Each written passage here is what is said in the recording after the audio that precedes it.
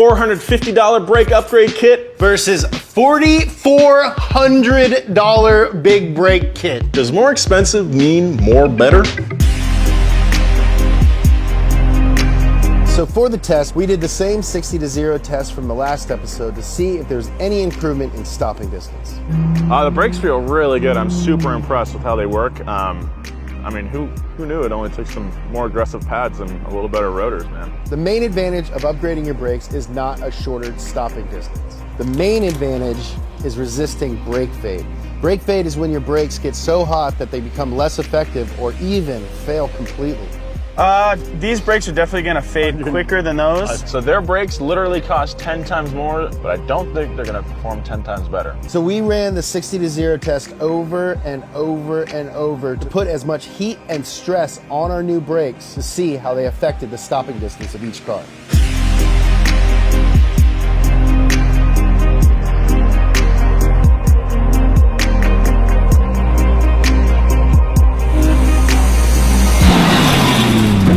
Oh, you got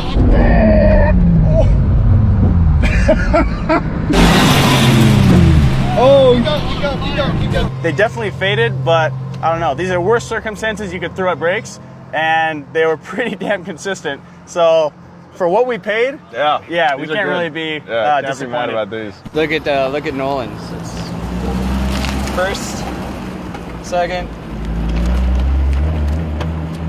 third, fourth, fifth is down here, and then it got kind of consistent, I guess, after a while, and then well, you saw what happened on the last one. So with our 60-0 test, we were able to shave off about 5 feet from the stock brakes, which only goes to show that upgrading your brakes doesn't really make you stop sooner. Which is why we also did an endurance test. One marker pretty consistently after about 5 laps, and then on the 6th lap, Aaron stood on the brake and we stopped like 10 feet past. We're like, oh, it's about to happen. And then a couple laps later, we caught on fire. So when they go, they go. We had to replace the pads after that torture test because we completely dusted them. High car did not catch on fire. No. The brakes barely faded at all. All right, so does more expensive mean more better, James? Absolutely. In this case, 1,000%. So yeah, obviously the Willwoods are better. Way better. Way better. I mean, I want to acknowledge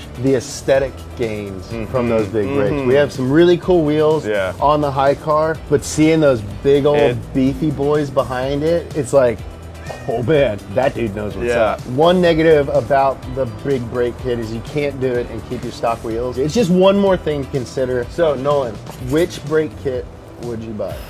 The Willwoods are too expensive. They're so good, but that's too much money. Honestly, just the rotors, pads, and the steel braided lines on my car made a big difference, and I don't feel bad about saying that I wouldn't get the more expensive one.